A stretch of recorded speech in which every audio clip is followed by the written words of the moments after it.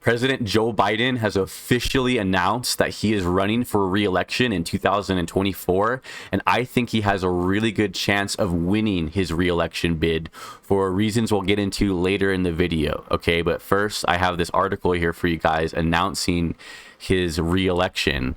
So it says, Biden announces he's running for re-election, framing 2024 as a choice between more rights or fewer.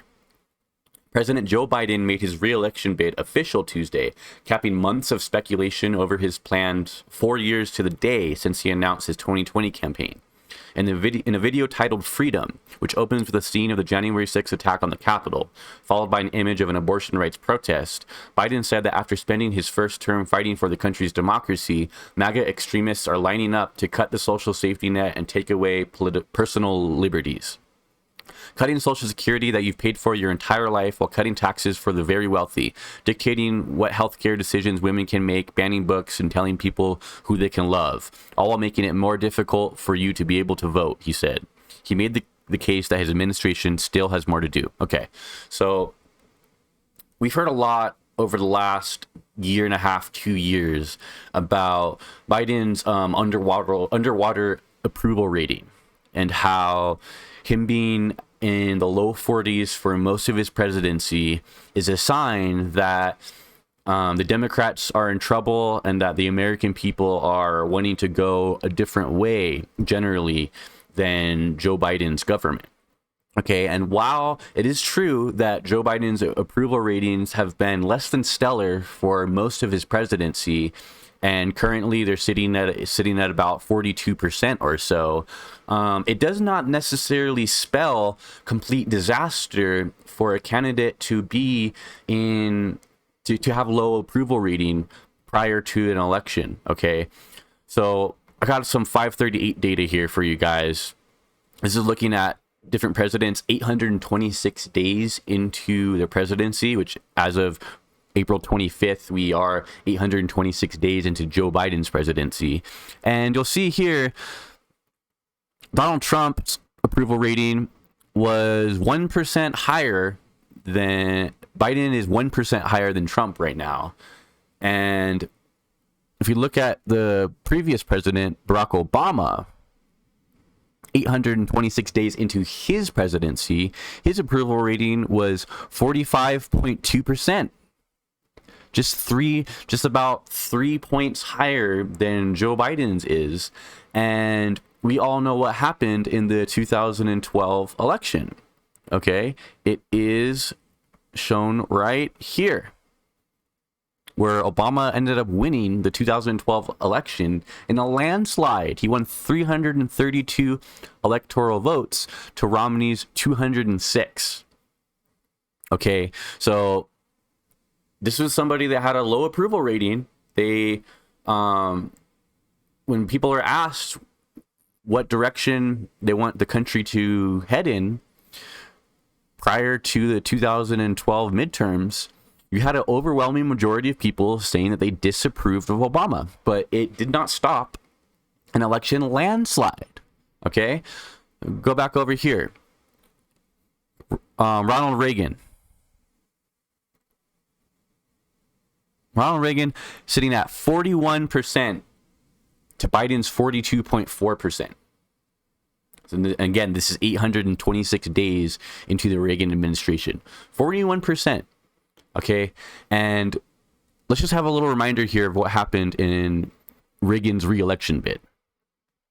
Okay, he won almost every single state except for Minnesota. He won every single state, 525 electoral votes. And that's with majority of the country disapproving of Reagan. 826 days into his administration. So I don't think that Biden's approval rating is necessarily as hurtful as the media may be making it out to be.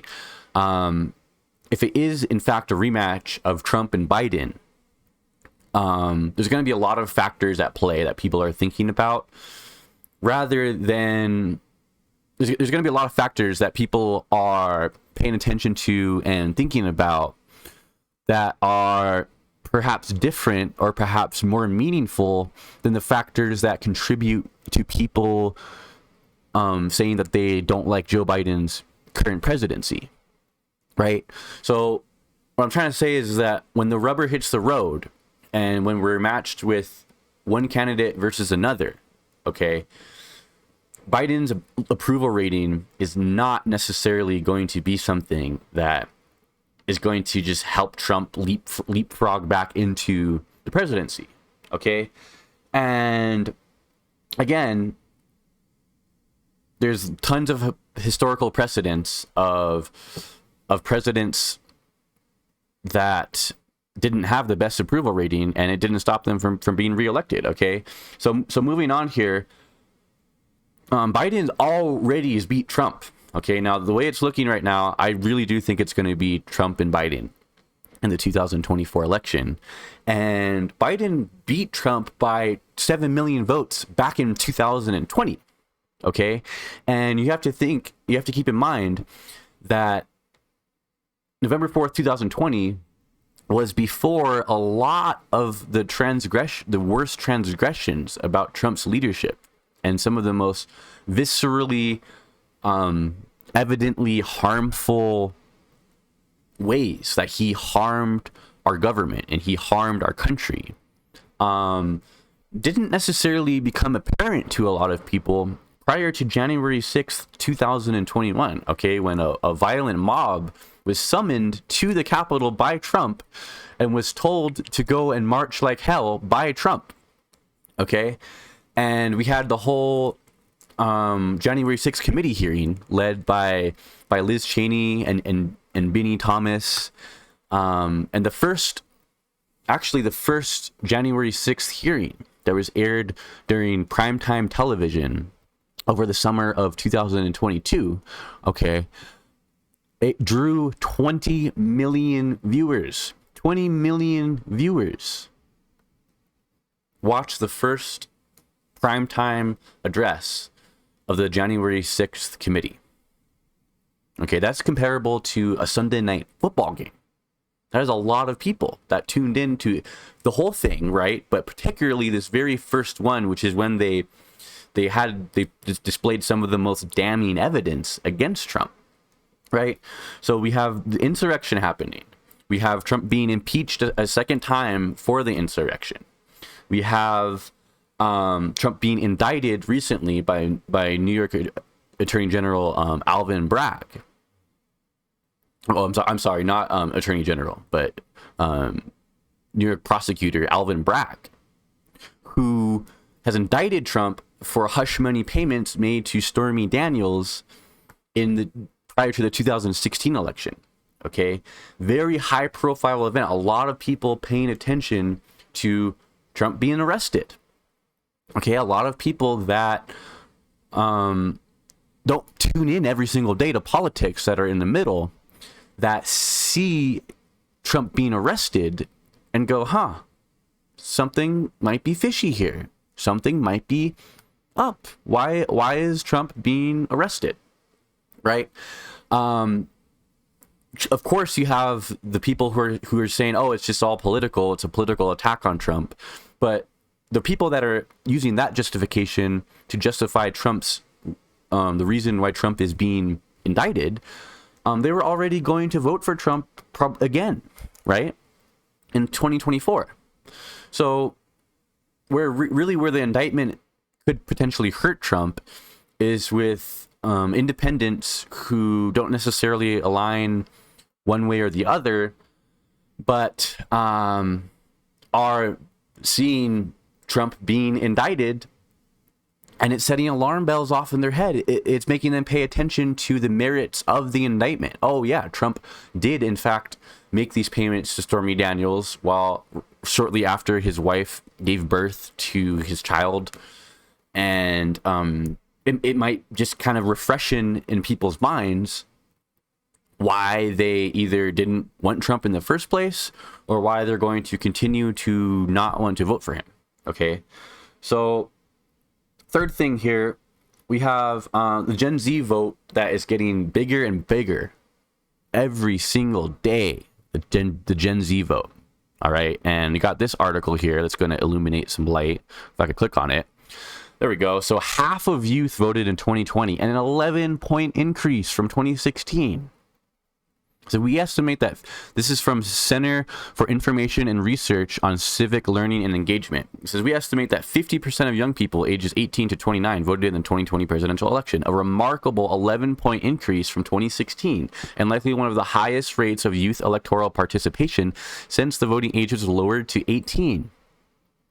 So an 11-point increase just from 2016 to 2020, and given a lot of the happenings in America during the last few years, I can't imagine that young people are suddenly all of a sudden deciding to check out to the point that this trend is going to start going the other way, and we're going to have less young people again voting. No, I think this number is going up. I think this 11-point increase could be, a 14-15% increase next voting cycle. And it's because young people are more engaged with politics than they ever have been, and they're realizing the stakes of engaging with politics more than they ever have been. While at the same time, you have an American population where the older boomer generation is slowly but surely, becoming less and less of the largest voter bloc. Right. Pretty soon it's going to be millennials and Gen Z that make up more of a voter bloc than the boomer generation.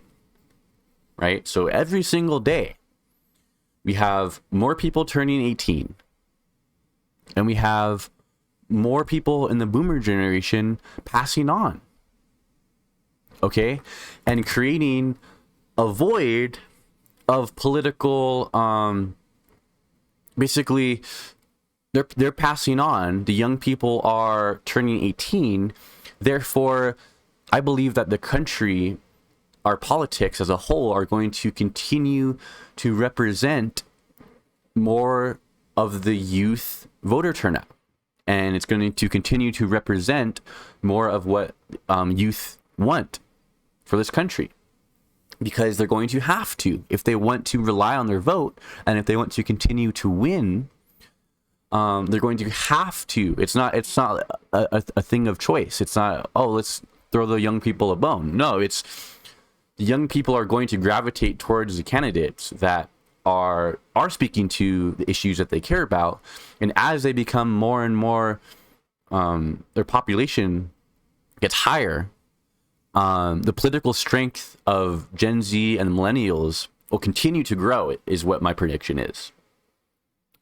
And thirdly, we have abortion politics playing a huge role in why I think Joe Biden is going to be reelected in 2024. And look no further than the 2022 midterms, okay? You had all of the high-profile Trump-endorsed candidates who were hardliners on abortion. Sure, they had success in some states. They had success in Ohio. They had success in Georgia and in Texas on a state level, right? Restricting abortion access. But then you turn to a state that is a bit more mixed. States that are a bit more politically diverse than a place like Texas or Ohio.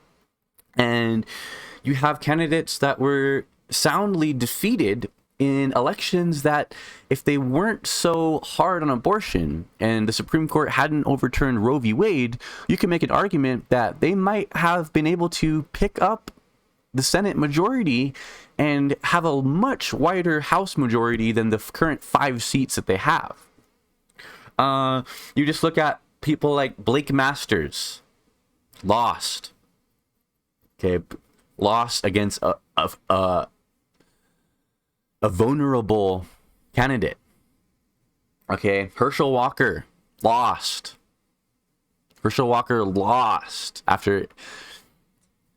after adopting extreme stances on abortion, and then it comes out, lo and behold, he actually paid for a woman to have an abortion.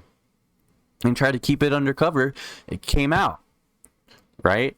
So he's against abortion in what he was saying, but when the rubber hits the road, he was willing to get an abortion. That didn't sit well with people on either side of the political aisle. Okay, you have Carrie Lake going against Hobbs in Arizona. Hobbs, again, in my opinion, a vulnerable candidate. If they had just the Republicans had ran a little bit less of an extreme person than Carrie Lake, I believe the Republicans would control the governorship of the state of Arizona. Okay, and then you look at the Kansas abortion referendum, right? This is actually before the midterm elections, where you had a referendum vote in Kansas deciding whether or not to continue to allow abortion to be a right. And Kansas, one of the most Republican states, one of the whitest states in the country, voted it down by a sound measure.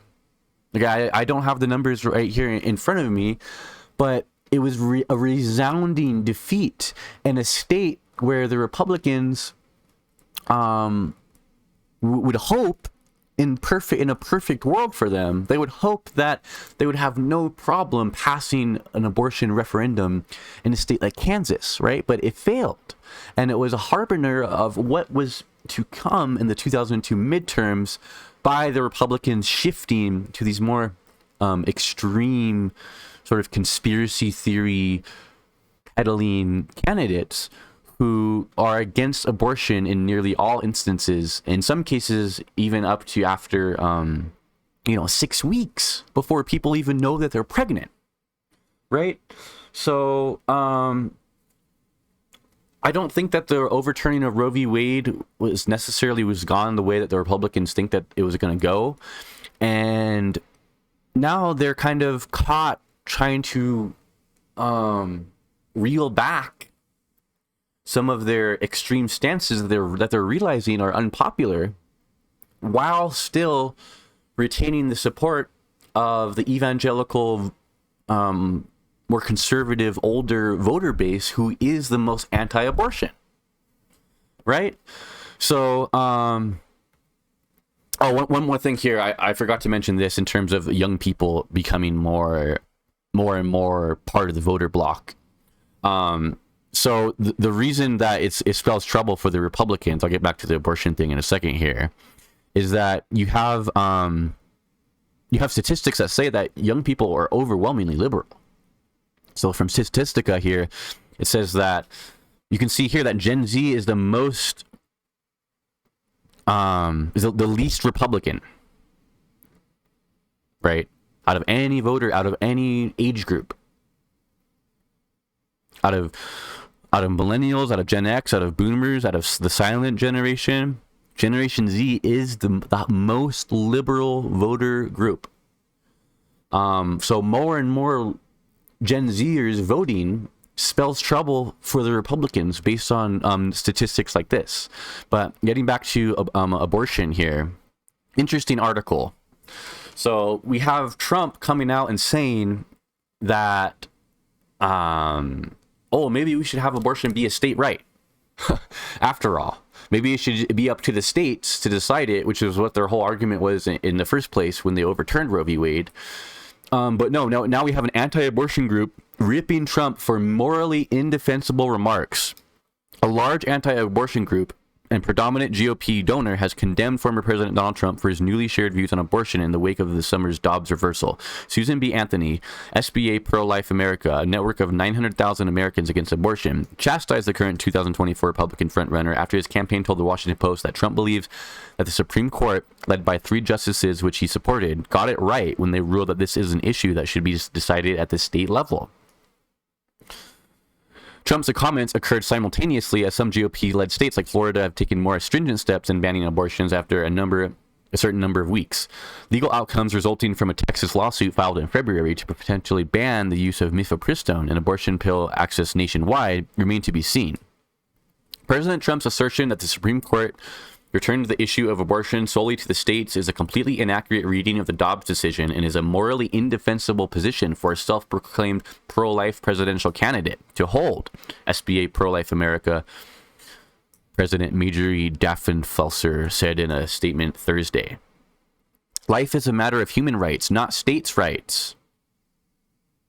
So, which one is it, Republicans? Do we want it to be a states issue, or should we federally make bans that are extremely unpopular with a huge overwhelming majority, 65% of the country that is not, they're not down with it. So it's an issue that's become a political minefield for them, because no matter what they say or what way they go, they are pissing off somebody. Whereas before, they could talk about abortion rights in a sort of abstract way, right? In that, oh, well, we're just trying to save the life of babies. We're trying to save the life. We don't want babies to be murdered. We're trying to save the fetus, save the life of the babies.